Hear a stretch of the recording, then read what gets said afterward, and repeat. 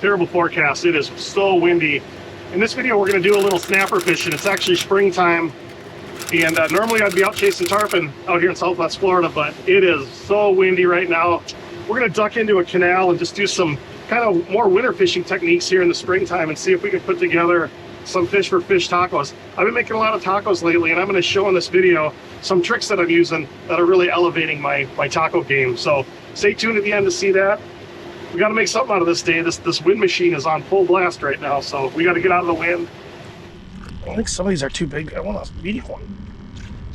So I just pinch the tail and then run the hook right up through where the tail was. Try to hide it. Straighten it out a little bit, and there you go. Finished product. I'll try not to complain about the wind on this whole video, but it is windy. All right.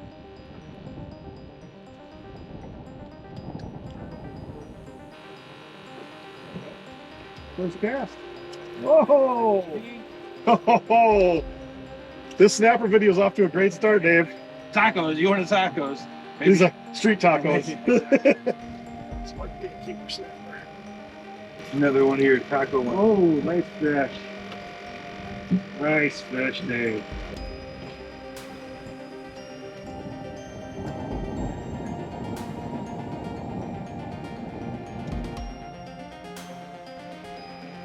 I think it's neat. I think it's time to move. Spot change. Oh, watch your feet. You got a little rascal. He's a feisty guy. You're gonna grow up and be a bad boy, aren't you? Spot change.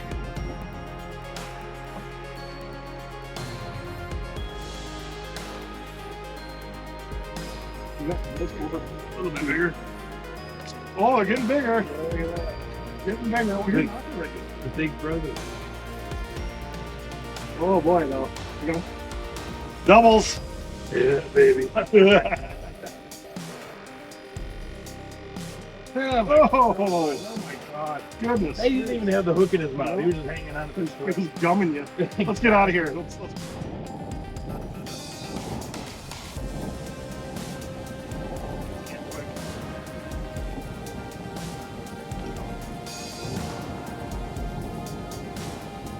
Mark Tarpon.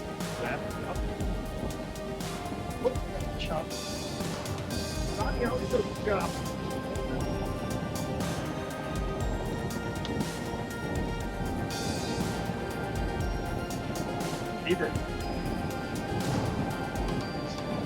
Sorry. There we go. Upgrading a little bit. Ooh, that's a big boy. Check out the size of that shrimp. Shrimp from D&D. Good bait. All right, we're just I'm just pinching out the tail and chucking them in there. These snapper are just kind of hanging on the bottom. There's a little ledge that comes down, and they're hanging right where you can see where the water's dark. I'm sure the camera's picking that up. That's where they're hanging. You know, normally they're right in the structure, but I don't know, we're thinking there could be a down tree or some kind of timber right here. We're not sure, but that's where we're finding these bigger snapper. And when I say bigger, I'm talking 10, 11, so. There we go. Got right on that tree there.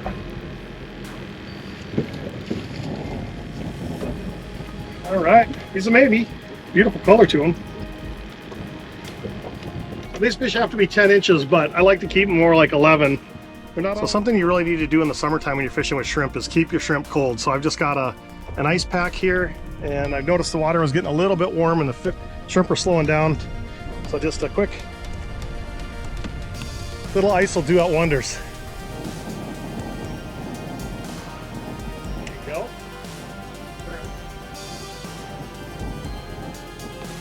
Looking for taco meat.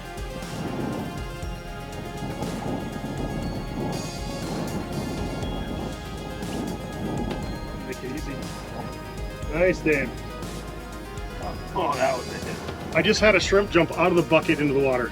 All right, into the water. Into the water. Greg Louganis. Because of the wind, I'm not really feeling the heat, but it's definitely warm out and I'm feeling a little dehydrated. And I wanted to show a product that I just love. This is Liquid IV. check out my store. I'll put an affiliate link at the bottom in the description of this video.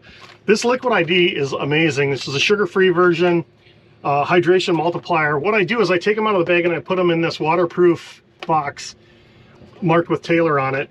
And I do that because if I'm in a case like now where all of a sudden dehydration sneaks up on me, I can pull one of these out, pour that right into your water and shake it up and drink it. And it tastes good. And I got to tell you, the effects are quick. You'll be back and running in no time.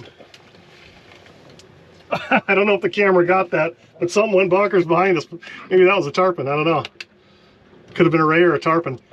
Oh, it's a big ray. That's pretty cool. You never know what you're going to see out here in Southwest Florida. So I'm just going to shake that up. This is the lemon lime flavor. And there we go. Liquid IV. It tastes really good and it's really helpful. Keep some of these with you at all times. Check out my affiliate store. Not expensive at all. It can really save your day. I'd say especially for an offshore day, this is really critical because it could take you 2 hours to get in. And those 2 hours can be pretty brutal if you're hitting dehydration. I'm not saying, Dave, but sometimes all we have is beer out there. You know what I mean? So I think this is a good idea. Water. Nice cast. Nice cast. There you go. Snoop. I turned the camera off. I didn't even feel him pick that thing up. He just kind of just was. I felt a little. The camera's on. You don't have to admit that. All right. We were just saying we were surprised we didn't have a snook bite. You need help or do you got him?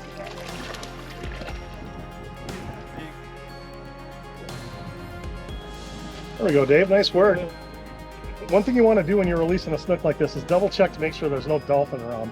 They are crazy and they'll rope-a-dope you. Yeah. Nice. All right, little fella. They'll get bigger.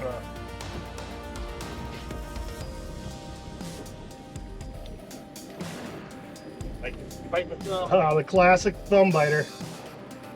Oh, go, dude. And then just touch his tail and it'll usually wake him up. There he goes. All right, Dave. There you go. Finally. Put a little Snook action. snook action. What time? Woo!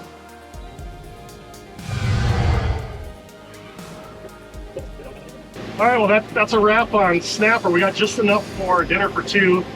Not me. I'm taking my wife on a date on the Lanai. Snapper tacos. Okay, I'm back at Canal Life HQ. We're gonna clean up these tacos. It is windy out here, y'all. So all I usually do is just drain the live well when I'm getting the boat done, and hopefully those fish go to sleep. And then I'm gonna prep them out here. All right, let's clean these up. I like to use this Bubba Blade electric. You got to be a little careful on the first cut, but once you get that first cut in there good, you're set.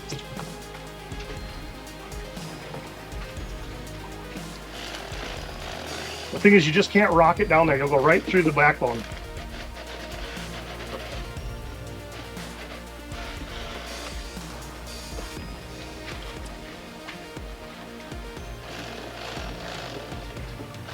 And nice and easy. And when I got the blade this way, I just can't press it down. I don't want the blade to go into the spine of the fish. I gotta make sure I'm staying level here. If I don't, it'll bust right through. It's just so strong. And see how I'm not rocking it, I'm feathering it. I'm just kind of flipping the switch. See, if you do it right, it comes out beautiful. But it is easy to butcher them here. And I'm no pro at this. It's just, this is working better for me than a fillet knife, especially when I've got a bunch of these little guys. There's a couple different blades for this Bubba Blade. I found that this one seems to work best for this size of fish. Oh my God, I got it.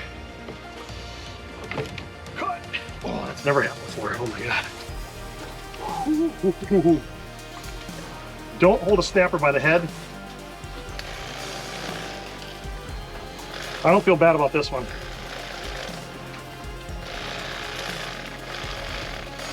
Oh, horny little guy.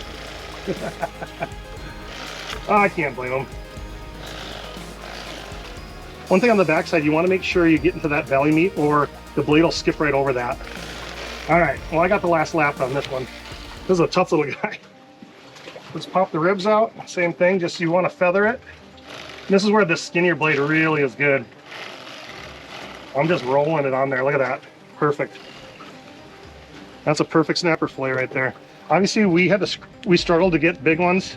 We had to really sort through. We really had to sort through a lot of smaller fish. Yeah, perfect. When you get the hang of this Bubba Blade, it is. I just think it's faster. Look at that. Perfect little fillet. And I'm just throwing them in a bag with ice here. Then they'll go straight into the fridge. And there you have it. Three quick snappers. I ripped them out. It took this much time, and I'm certainly not super fast. So, but I'm a big fan of that Bubba Blade. I know a lot of people don't use electric out here.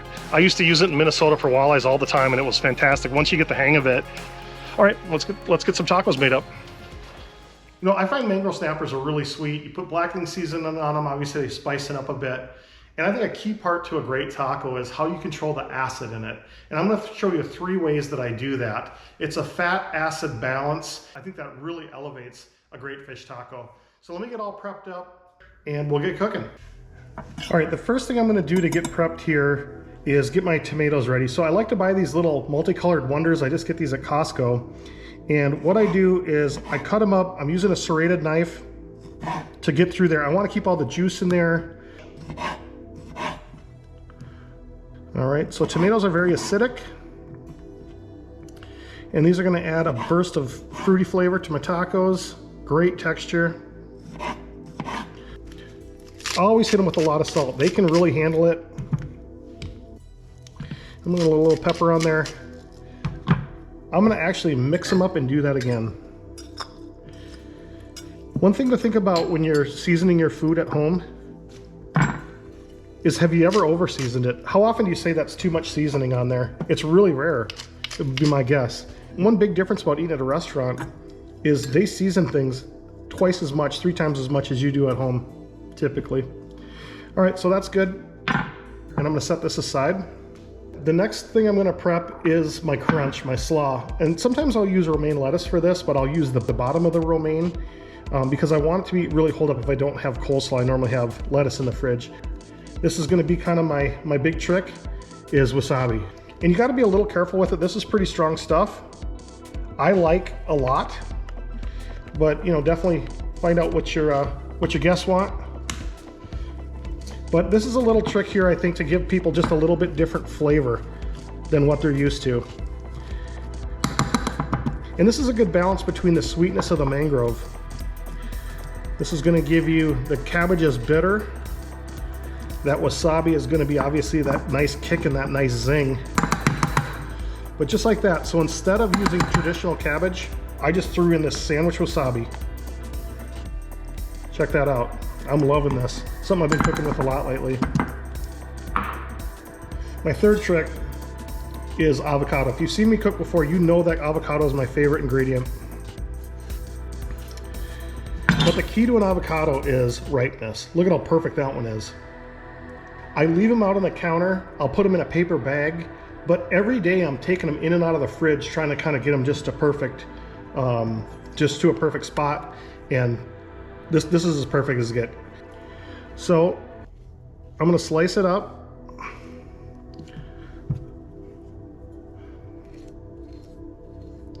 And avocado to me is like the perfect fat for food. It's super healthy. It makes everything taste better. But I got one little thing I'm gonna do with it here. Just like the tomatoes. I'm gonna season it, but this time I'm gonna do it with a lime. So I'm gonna hit this with lime, salt and pepper.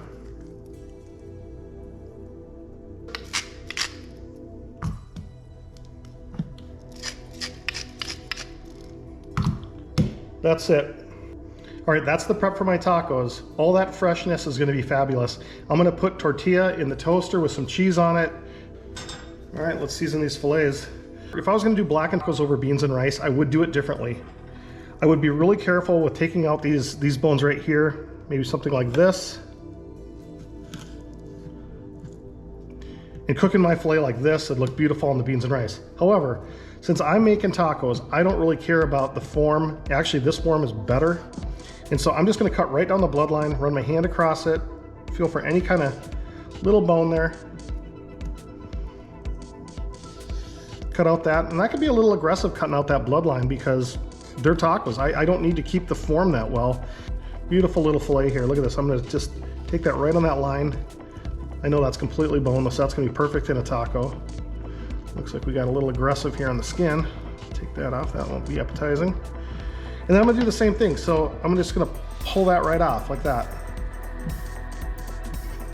I know everybody's using this Chef Paul magic, but I just can't get away from it. I've tried some other brands, I keep going back to it. It's just so good. And I just throw them in a pile, mix them up. There we go. That looks gorgeous to me. All right, we got spicy, we got sweet, we got fat, we got bitter, we got zing, we got something a little special coming out there that the people you serve this to are gonna be like, how'd you get that wasabi in there? And it's like, it's literally sandwich wasabi, dude. It's sandwich wasabi. I think I'm always gonna have this in my fridge. So let's get that cast iron heated up and I'll get the tortillas in the toaster. All right, so the lady of the house likes wheat tortillas.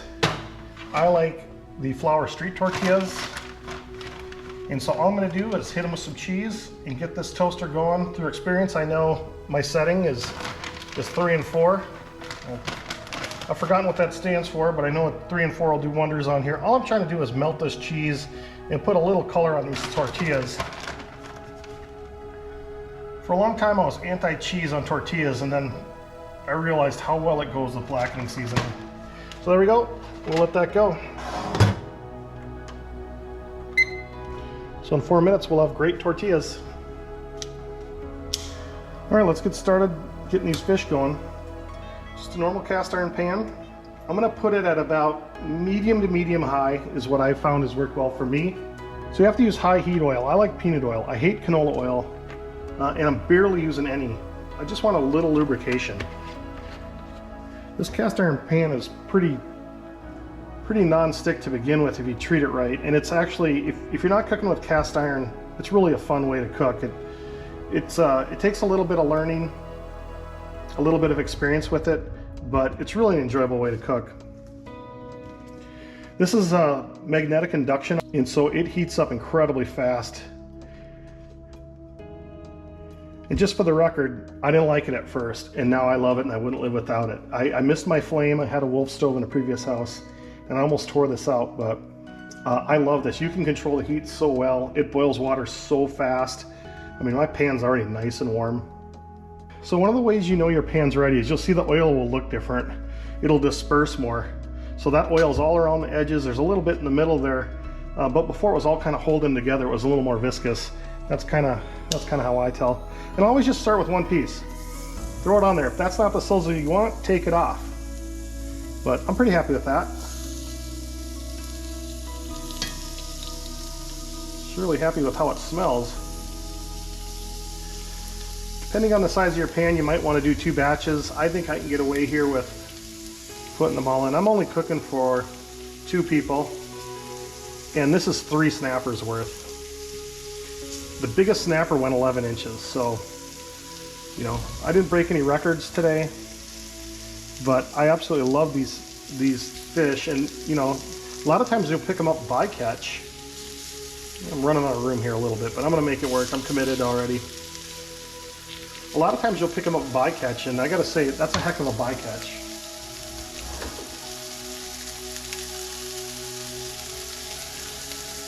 So sorry if the videos look goofy here. I don't know how that works out. So see how this one's starting to turn white on it already on the top? Gives me an indication that it's starting to cook through. That looks beautiful. I didn't drop these in any particular order. I was filming and talking. But again, one of the beauties of tacos is you don't have to be that precise. With any roll with fish, don't overcook it. And I guess it's another thing I'd pass on is how often have you cooked fish and then served it and said this is undercooked? It's really rare. The tendency is always to overcook it. So start challenging yourself on that. People all around the world eat sushi, right? So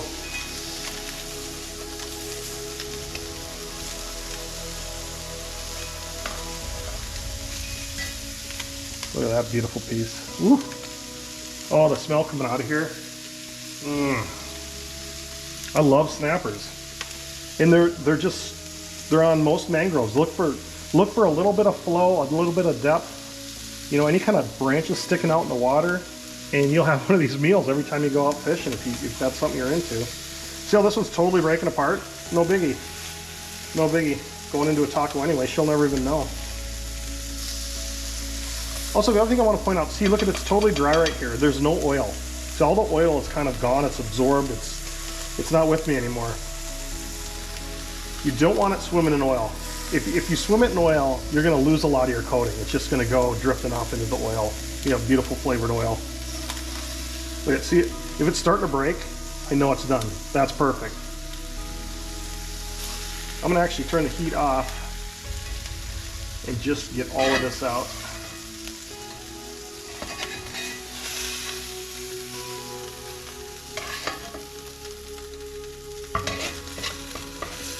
Wow, those are going to be good crispy bits right there.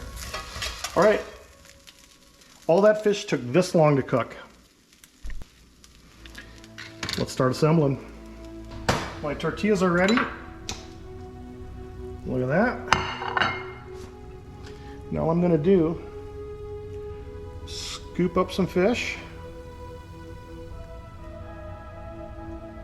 Drop it in there. Again, this is 3 fish for 2 people. I've got my wasabi coleslaw here. Making a mess as usual.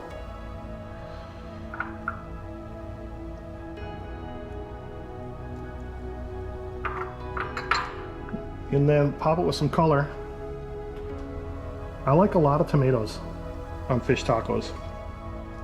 In fact, you can do fish tacos with tomato as your only complement. I've done that before too, and it's worked out. I mean, the key is having great fresh fish. Now look at that. My favorite part, the avocado. Look at how beautiful that avocado is.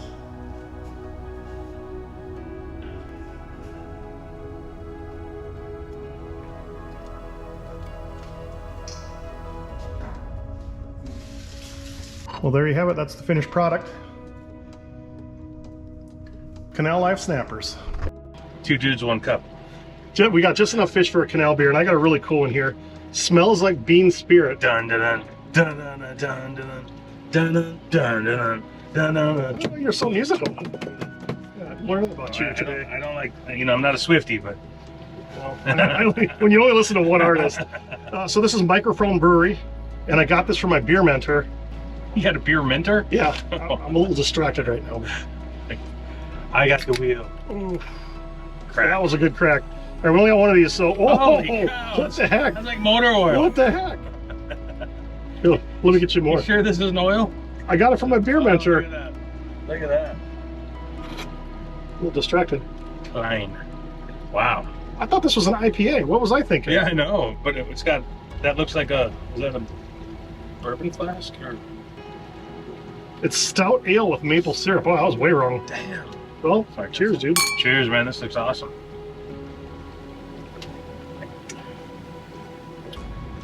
You know, it's like drinking a Dr. Pepper when you thought it was a Coke. It's like drinking a Hershey's chocolate syrup mix. That's what It this is different. It is good. No, this is the kind of beer I like. So you can buy it locally. He's got.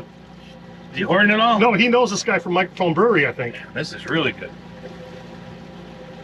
I don't think this is local. I think he brought this from Wisconsin. I can find out where to get some of it. Yeah, Illinois.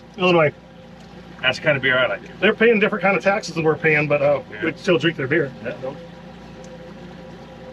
So you thought it was an IPA. I did. And what? When it came out of there, I was like, whoa. Cheers. Yeah, here's